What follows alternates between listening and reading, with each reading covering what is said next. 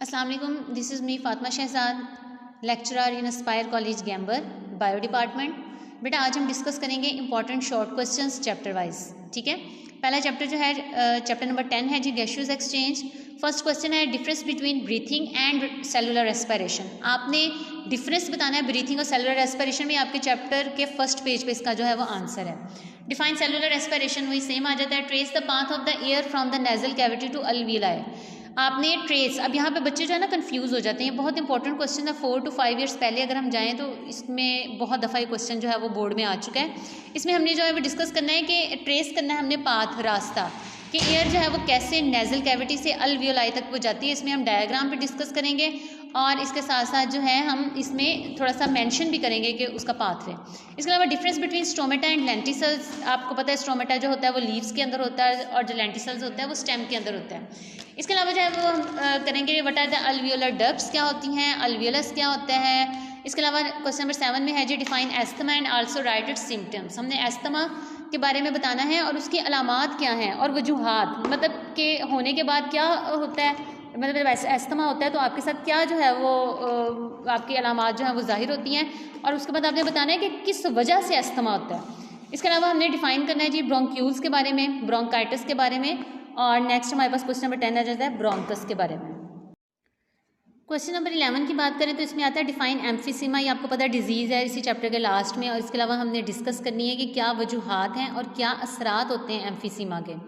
Question number 12 जो है वो डायाफ्राम को हमने डिस्कस करना है, डिफाइन डायाफ्राम। क्वेश्चन नंबर 13 जो है इसमें हमने देखना है कि डिफरेंस बिटवीन एक्सिलेशन और इनहिलेशन। जो एक्सिलेशन है और इनहिलेशन ये बहुत इजी टॉपिक है आप लोगों का मैकेनिज्म ऑफ ब्रीथिंग में, तो उसमें आपने डिफरेंस बताना है। बेटा जब भी डिफरेंस वाला क्वेश्चन आता है ना तो लाइन लगा के करना है। मैं आपको पेपर प्रेजेंटेशन पे भी अपनी एक वीडियो जो है वो सेंड करूँगी।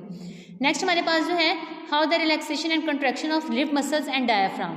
तो हमने जो है देखना है कि रिब मसल्स जो है वो कॉन्ट्रैक्ट कैसे करते हैं और रिलैक्स कैसे करते हैं। अब रिब मसल के बारे में भी बताना है और डायाफ्राम के बारे में भी, ये दोनों हैं। ठीक है, इसको हमने गौर से देख लेना है। अच्छा बेटा आप देखिएगा ये जो मैंने आपको अभी इंपॉर्टेंट शॉर्ट क्वेश्चन बताए ना, ये SLO बेस्ड भी हैं। आप बच्चे क्या हैं आजकल जो है SLO बेस की वजह से कहते हैं कि 25% जो है वो SLO बेस पेपर आना है, तो स्टूडेंट्स क्या करते हैं कि उस SLO बेस पेपर की वजह से वो उसको कहते हैं कि हमने वही करना है। लेकिन बेटा आप मत भूलें कि 75% आपका जो दूसरा पेपर आएगा वो आपका डिफाइन और शॉर्ट डिफरेंस बिटवीन इंपॉर्टेंस वगैरह से रिलेटेड है।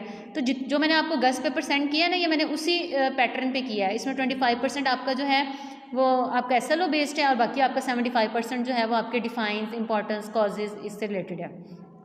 बेटा नेक्स्ट आपका क्वेश्चन 15 है, इसमें हमने डिफरेंस बताना है लेरिंग्स और फेरिंग्स के बारे में। क्वेश्चन 16 जो है इसमें आपने बताना है कि नेजल कैविटी और नॉस्ट्रिल्स क्या होते हैं। क्वेश्चन नंबर 17 में है जी what is a double pneumonia. बहुत इंपॉर्टेंट क्वेश्चन है, प्रीवियस 4 ईयर्स बोर्ड में ये बहुत दफ़ा आ चुका है, और इसके साथ हमने इफेक्ट्स भी बताने हैं। तो जहाँ पर डबल नमोनिया आपके इसी चैप्टर का सेकंड लास्ट पेज है, जहाँ पर डबल नमोनिया की डेफिनेशन है उसी के लास्ट पे जो है वो उसका इफेक्ट भी दिया हुआ है, वो आपने लिख लेना है। What is trachea.